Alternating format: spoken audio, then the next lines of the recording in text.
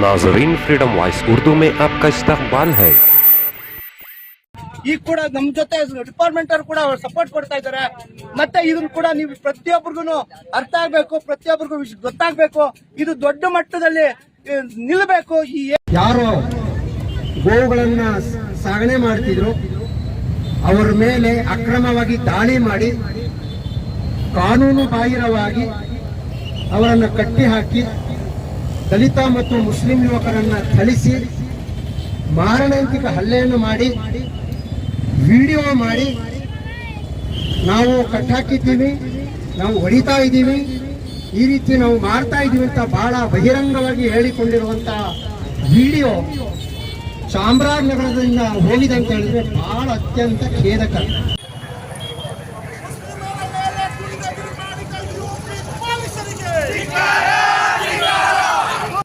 आदाब नाजरीन, हाल ही में यूपी के संभल में जामिया मस्जिद के सर्वे के दौरान 5 नौजवानों को शहीद कर दिया गया। इस मामले को लेकर एसडीपीआई मुल्क भर में एहतजाज कर रहा है। इसी की एक कड़ी चामराजनगर में एसडीपीआई की जानिब से एहतजाज किया गया। नगर के लारिस्तान से होते हुए भुवनेश्वरी चौक पहुंचकर एसडीपीआई के कारकुनों ने अपनी नाराजगी का इजहार किया। इस दौरान एसडीपीआई जिली सदर अबरार अहमद ने शहर में गोरक्षक के नाम पर गुंडागर्दी के मामले पर भी अपनी नाराजगी का इजहार करते हुए इंसाफ का मुतालिबा किया। आइए देखते हैं उन्होंने क्या कहा इन्हीं की ज़बानी।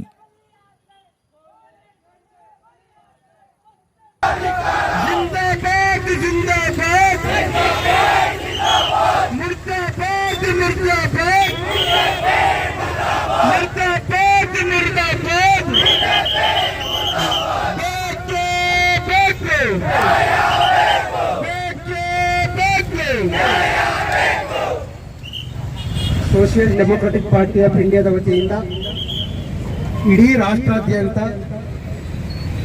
ಏನು ಉತ್ತರ ಪ್ರದೇಶದಲ್ಲಿ ನಡೆದಿರುವಂತಹ ದುರ್ಘಟನೆಯನ್ನು ಖಂಡಿಸಿ ಪ್ರತಿಭಟನೆಯನ್ನು ಮಾಡ್ತಾ ಇದ್ದೀವಿ.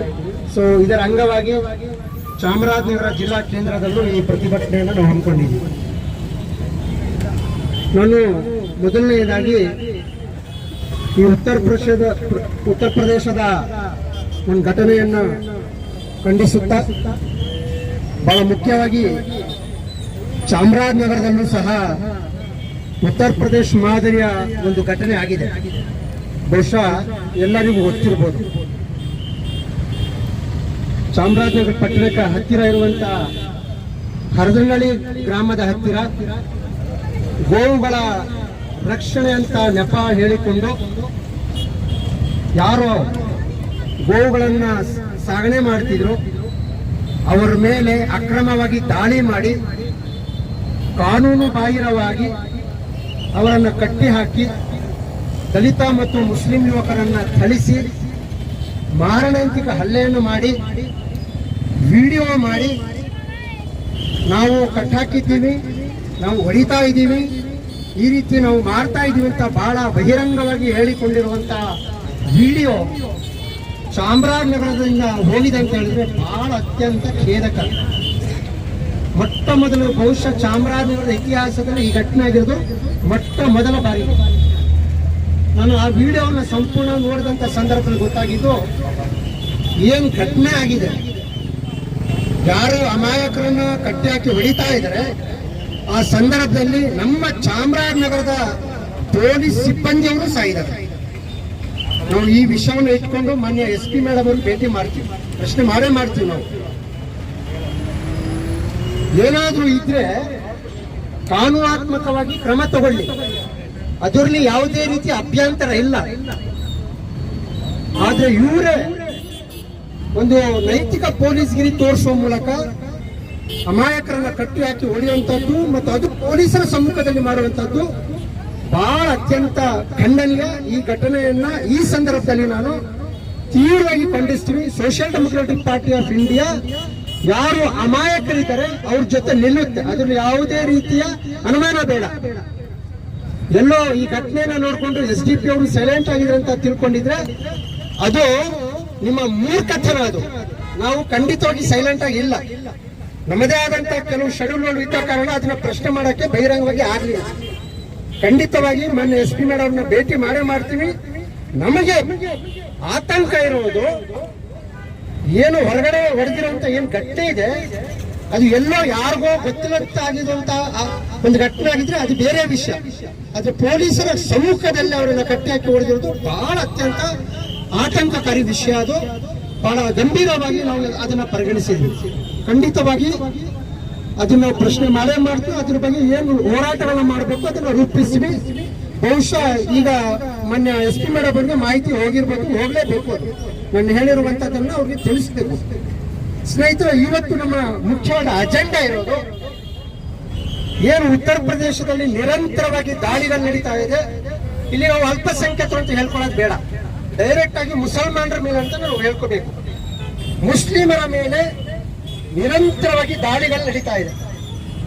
ಬುಲ್ಡೋಸರ್ ಹತ್ತಿಸುವಂತದ್ದು ಅಥವಾ ಟ್ರೈನ್ಗೆ ಹೋಗುವಂತ ಸಂದರ್ಭದಲ್ಲಿ ಅವರನ್ನು ಹೊಡೆಯೋದು, ನಮಾಜ್ಗೆ ಡಿಸ್ಟರ್ಬ್ ಮಾಡೋದು, ಟೋಪಿಯನ್ನ ತೆಗೆಯುವಂತದ್ದು ಅಥವಾ ಘಟ್ಟವನ್ನು ಹಿಡ್ಕೊಂಡು ಜೈ ಶ್ರೀರಾಮ್ ಅಂತ ಹೇಳಿ ಅಂತ ಅವ್ರ ಮೇಲೆ ಒಂದು ದಾಳಿ ಮಾಡುವಂತ ಘಟನೆಗಳು, ಈ ರೀತಿ ಅನೇಕ ಘಟನೆಗಳನ್ನ ನಾವು ಈಗಾಗಲೇ ಎಲ್ಲ ಪ್ರಕರಣಗಳಲ್ಲಿ ನೋಡ್ತಾ ಇದ್ವಿ. ಅದರಲ್ಲೂ ವಿಶೇಷವಾಗಿ ಉತ್ತರ ಪ್ರದೇಶ. ಸೊ ಉತ್ತರ ಪ್ರದೇಶ ಇವತ್ತು ಒಂದು ರೀತಿ ಜಂಗಲ್ ರಾಜ್ ಆಗಿದೆ. ಅಲ್ಲಿ ಯಾವುದೇ ರೀತಿಯ ಕಾನೂನುಗಳಿಲ್ಲ. ಯಾವ ಕಾನೂನುಗಳು ಸಹ ಇವತ್ತು ಅಲ್ಲಿ ಕೆಲಸ ಮಾಡ್ತಾ ಇಲ್ಲ. ಯಾರು ರಕ್ಷಣೆ ಮಾಡಬೇಕಾದಂತ ಇಲಾಖೆ ಇತ್ತು, ಅಲ್ಲಿನ ಪೊಲೀಸ್ ಇಲಾಖೆ ಅವರೇ ಇವತ್ತು ದಾಳಿ ಮಾಡುವಂತ ಅನೇಕ ಪ್ರಕರಣಗಳನ್ನು ನಾವು ನೋಡಿದ್ದೀವಿ.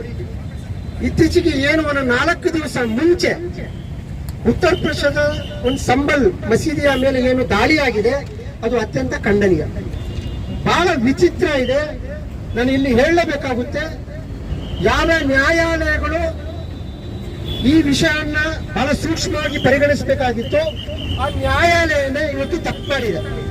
ಯಾಕಂತ ಹೇಳಿದ್ರೆ ಆರಾಧನಾ ಸ್ಥಳಗಳ ಸಂರಕ್ಷಣಾ ಕಾಯ್ದೆ 1991 ಅದು ಬಹಳ ಸ್ಪಷ್ಟವಾಗಿ ಹೇಳಿರೋದಂತ ಏನಂದ್ರೆ 1947 15ನೇ ಆಗಸ್ಟ್ ಏನ್ ಸ್ವಾತಂತ್ರ್ಯ ಬಂತು ಆ ಸಂದರ್ಭದಲ್ಲಿ ಬಾಬರಿ ಮಸೀದಿ ವಿಷಯವನ್ನು ಬಿಟ್ಟು ಎಲ್ಲ ದೇವಸ್ಥಾನಗಳು, ಚರ್ಚ್ಗಳು ಮತ್ತು ಮಸೀದಿಗಳು ಯಾವ ಸ್ಥಿತಿಯಲ್ಲಿದೆ ಅದು ಹಾಗೆ ಮುಂದುವರಿಸಿಕೊಂಡು ಹೋಗ್ಬೇಕು.